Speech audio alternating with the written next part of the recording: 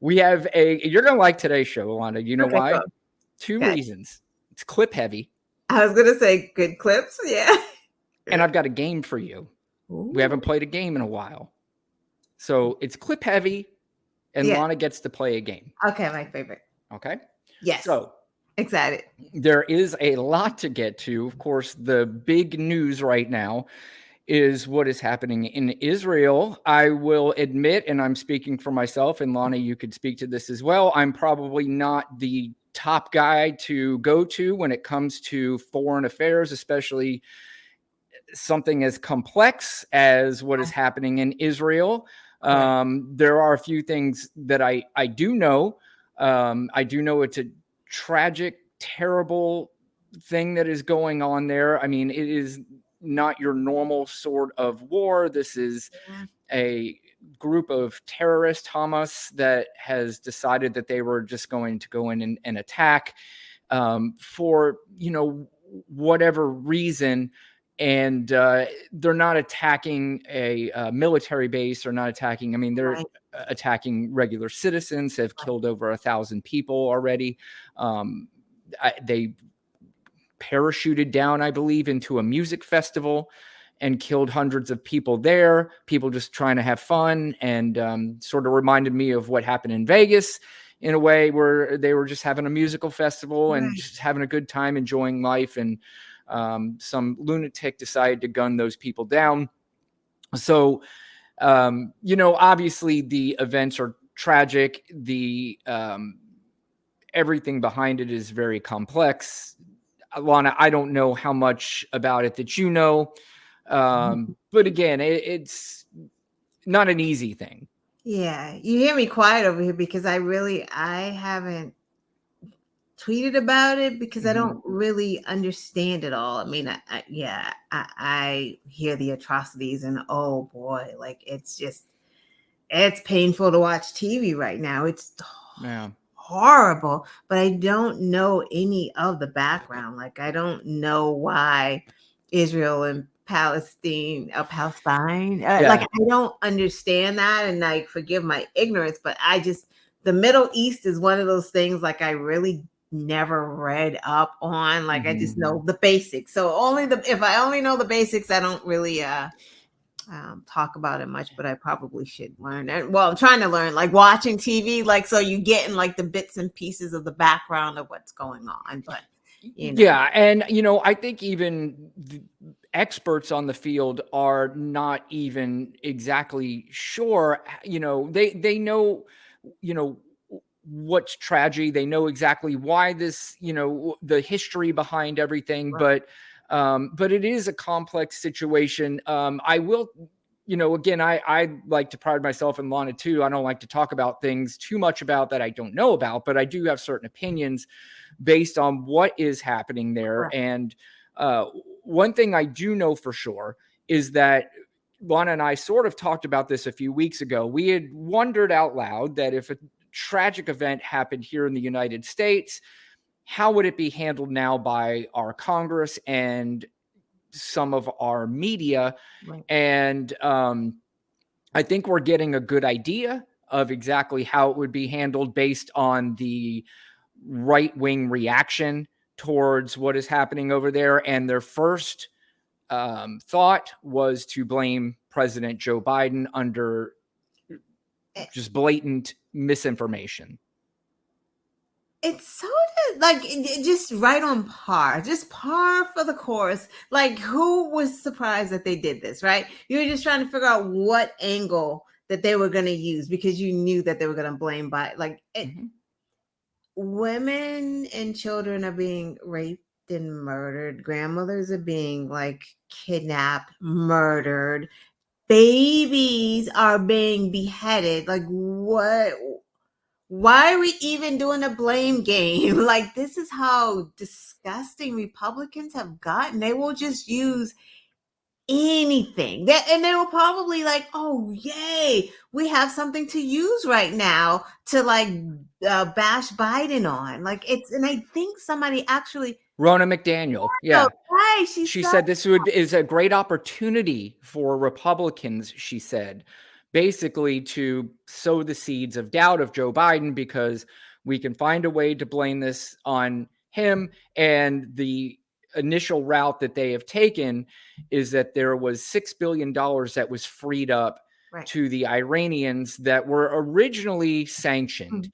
Right. And the $6 billion, first of all, for anybody who doesn't know, came from oil sales during the Trump administration, by the way. And I'm not necessarily saying Right. that so I could say this is Donald Trump's fault. No, it's the I just want fact. to, it's That's just what a happened. fact. Yeah. So there were $6 billion, and then there were additional sanctions put on Iran, and these funds were held in a South Korean bank, which I don't understand. And so Joe Biden had a negotiation to release 5 American hostages, which used to be a big deal in this country, and it used to be celebrated. But there were hostages released, and in exchange, the $6 billion was to be moved to a Qatar central bank.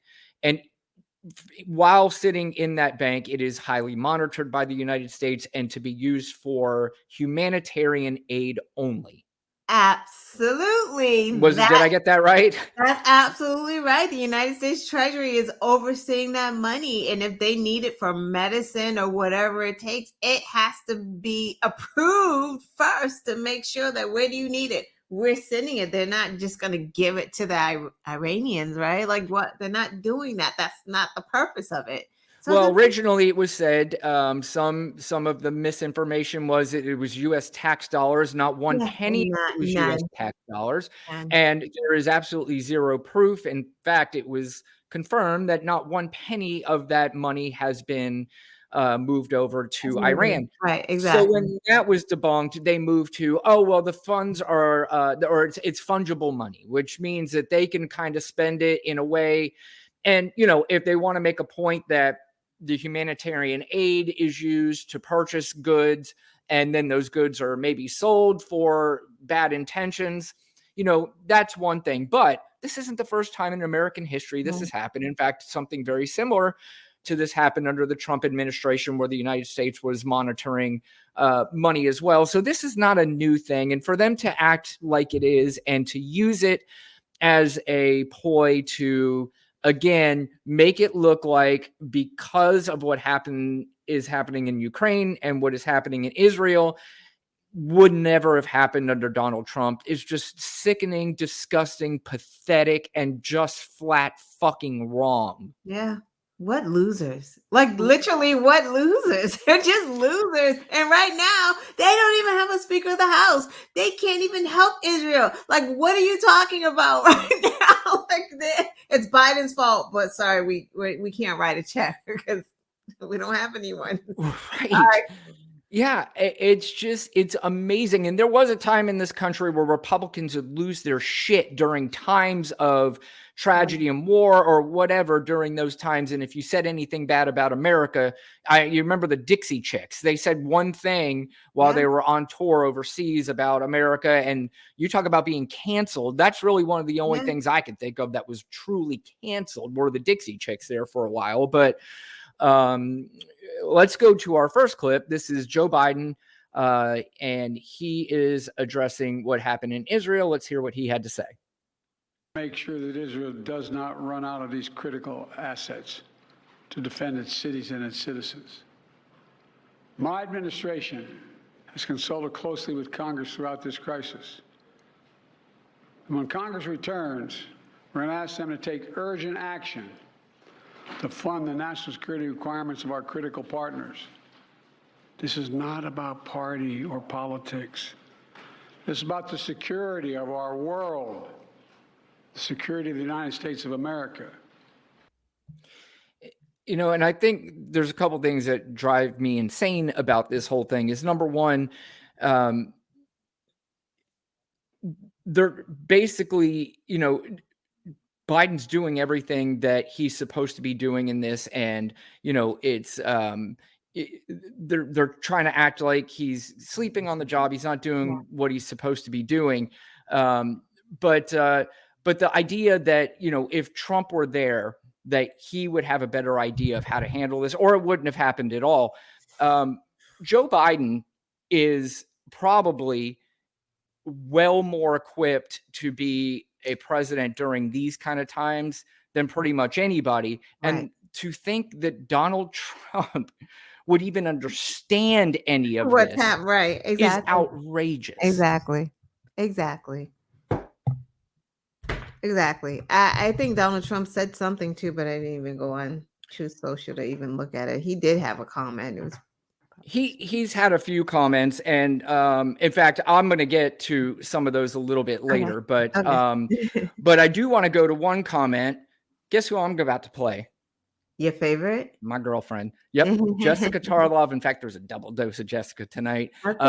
This is Jessica when apparently there was 7 minutes of diatribe from the other 4 on the 5 on Fox News, and they were basically saying that Joe Biden was quiet about this whole thing, didn't say anything, and here was Jessica Tarlov straightening these fucking idiots out.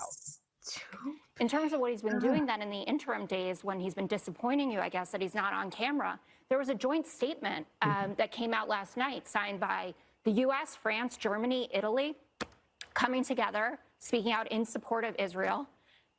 Bibi Netanyahu has thanked President Biden for his support, the Israeli ambassador to the US, the Israeli ambassador to the UN. The White House now lit up in the Israeli flag colors, something that you was upsetting you yesterday. So I don't really get, besides kind of partisan bickering, what the problem is with how Joe Biden has addressed this. If it's good enough for Netanyahu, it should be good enough for you. He's got no choice. Yeah. What do you mean? He's got no choice because we're our number one benefactor. So Israel, they have no choice but to praise, just like Zelensky has to say. I mean, it's just such a disgusting response, is that Joe Biden's only doing this because he has no choice. Well, first of all, I thought Joe Biden was senile. How do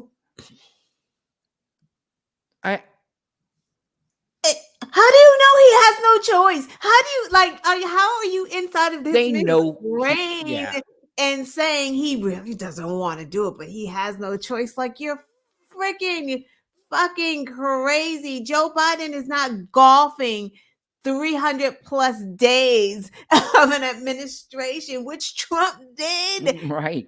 And 3 days out of a week, Trump was golfing. The other time he was eating Wendy's and watching Fox News. Like, are y'all kidding right now? Biden works like actually on the phone, and they act like, but see, people don't understand. It's so like, oh, well, we didn't see him on TV. Doesn't mean he wasn't working, right? Like, it takes them so much time to probably set up a 30-minute call. Probably takes 2 months to set up, right? So like, once those calls and those things are in place in those meetings, that's it. Like, he can't like veer from his schedule. That is the schedule. Like, I don't. There's even a clip on Fox News where one of the guys did come out and dispelled any rumors that Joe Biden's not doing anything, and said just because you're not necessarily hearing for him does not mean he's not working. Right. So, I mean, you were right when you said that, and it's just, again, they're sitting there talking. First of all, Jessica Tarlov's got to have the easiest job on the planet. You have 4 fucking idiots who just sit there and lie, and all you got to do is just say the truth for about 2 straight minutes, and you're like, I'm getting paid to do this? This is awesome. Right. I just come with the facts. I just read. What? Yeah. So you're telling me this is like the easiest case, lawsuit or case of all time. This guy's clearly lying. I've got 1 sheet of facts and the case is over. I mean, it's the easiest job in the world. But, again, I told you, and you said earlier, we don't talk too much about it because we don't know all that much about it. I did see that there was a major newspaper in Israel, the editorial board had a lot to say about this. And one of the things that they did say is that they put a lot of blame on this on Benjamin Netanyahu and his policies. The policies over in Israel are apparently very much like the sort of policies that they want to start implementing here in the United States. And they're very, anti everybody other than Israel.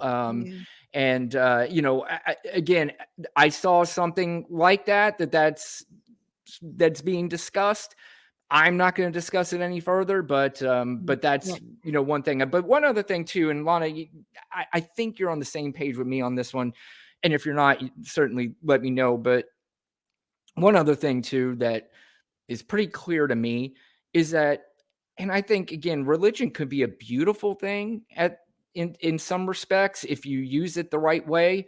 But Right. boy, religion is pretty bad in this world right now, and it's causing a lot of death. It's causing a lot of hate. It's causing a lot of just fear. It's just everything. And religion, I don't know, may not be all it's cracked up to Yeah. be, Really? or they're just changing the rules of what they think the religion means. And maybe if they get to some special place, they're going to say, dude, you got it all wrong. Get the fuck out of here. I don't even know what to say because I kind of feel the same. Like I've always thought of religion, and I grew up in a Jehovah's Witness household, Yeah. and it was always something to strive to make yourself better. So, like, Hmm. if you're going by what, the Bible says, or you're while reading the Watchtower, going to the Kingdom Hall, whatever, like, there's always something that you're striving to get, right? That's how I looked at it. So, like, all religions were great. Like, whether you're Muslim, Hmm. you're still striving there. You're still looking up to a higher power and you're trying to do better. Your 10 commandments, 10? Yeah, like you're working on something, but like people, like you said, it's always been used, during enslavement. It's like, Hmm. you're telling your slaves, oh, to be a perfect Christian, you know we're supposed to beat you, you're supposed to be enslaved, you're not supposed to be able to read, you are at the station of life where you're supposed to be, like using Christianity to keep people enslaved, and like that's just been what they do. I mean, is that, and because you're right, and it just think about it, it's just awful.